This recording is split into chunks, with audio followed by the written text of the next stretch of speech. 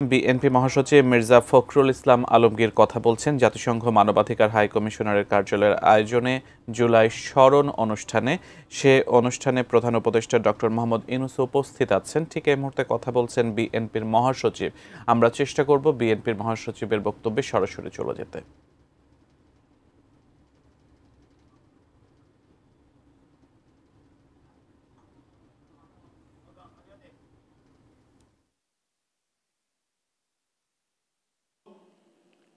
এই হত্যার বিচার হোক। আমরা চাই যে সংস্কারগুলো যেগুলো খুব জরুরি দরকার সেগুলো অতি দ্রুত হোক। কিন্তু একটা জিনিস আমাদের সকলে বোধহয় মনে রাখা প্রয়োজন, জনগণের প্রতিনিধিত্ব সম্পন্ন সরকার এটা বোধহয় খুব জরুরি দরকার। কারণ ম্যান্ডেট নিয়ে কাজ করা আর ম্যান্ডেট ছাড়া কাজ করার মধ্যে অবশ্যই কিছু পার্থক্য আছে। আমরা আশা করি যে আমাদের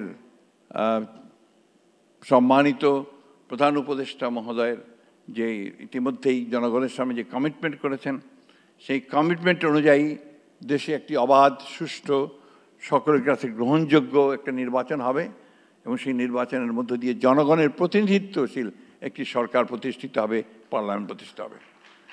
এর চেয়েও বড় একটি প্রশ্ন আছে। সেই প্রশ্নটি কি? সেই প্রশ্ন হচ্ছে যে আমাদেরকে প্রতিষ্ঠানগুলো তৈরি করতে হবে, নির্মাণ করতে হবে। আমাদের যে এত বেশি সমস্যা, এই সমস্যাগুলোর মূলে কিন্তু রয়েছে যে আমাদের সমস্ত প্রতিষ্ঠানগুলোকে এই আওয়ামী লীগ ফ্যাসিস্টরা ভেঙে দিয়ে গেছে। সেটাকে আপনার নির্মাণ করতে হবে, পুনরায় নির্মাণ করতে হবে। কাজটা খুব সহজ নয়, সময় লাগবে, কঠিন হবে, ধৈর্য ধরতে হবে। আমাদের এই জায়গায় আরেকটা সমস্যা আমরা নিজেরা তৈরি করেছি সম্ভবত, যে সহনশীলতার অনেক অভাব আমাদের মধ্যে আছে। এই জায়গাটাকে আমাদেরকে বেরিয়ে আসতে হবে, কিছুটা সহনশীল হতে হবে, ধৈর্য ধরতে হবে। নিশ্চয়ই আমরা এত কিছু পেরেছি, এটা পারবো না কেন? আমরা 1952 সালে তো ভাষা আন্দোলন করে ভাষা প্রতিষ্ঠা করেছি। আমরা তো 69 সালে একটা বড় ছাত্র জনতার অভ্যুত্থানের মধ্য দিয়ে সেদিনকার সেই শাসককে সরাতে পেরেছিলাম। আমরা তো একটা যুদ্ধ করেছি 1971 সালে, এক পাকিস্তান সেনাবাহিনীর বিরুদ্ধে যুদ্ধ করে, লড়াই করে, অনেক রক্ত দিয়ে কিন্তু আমরা একটা স্বাধীন দেশ পেয়েছি। তো সেই জায়গায় আজকে কেন আমরা পারবো না এতগুলো রক্তপাত, এত ত্যাগ স্বীকারের পরে সকলকে নিয়ে সমবেত প্রচেষ্টায় আমরা একটা গণতান্ত্রিক একটা বাংলাদেশ নির্মাণ করতে? আমি কথার উপর খুব জোর দিতে চাই, গণতান্ত্রিক বাংলাদেশ কথার উপরে। কারণ আমি বিশ্বাস করি যে একটা গণতন্ত্র, একটা ব্যবস্থা আমাদের সমস্ত সমস্যাগুলোর ধীরে ধীরে সমাধান করে। একই দিনে পারবে বৈপ্লবিক কোনো ঘটনা ঘটবে এটা সম্ভব নয়, কিন্তু গণতান্ত্রিক ব্যবস্থার মধ্য দিয়ে সেই পরিবর্তনটা নিশ্চয়ই আসবে বলে আমি বিশ্বাস করি। আমি ব্যক্তিগত জীবনে খুবই আশাবাদী মানুষ। আমাদের সময় প্রায় শেষ হয়ে এসছে, বয়স হয়ে গেছে।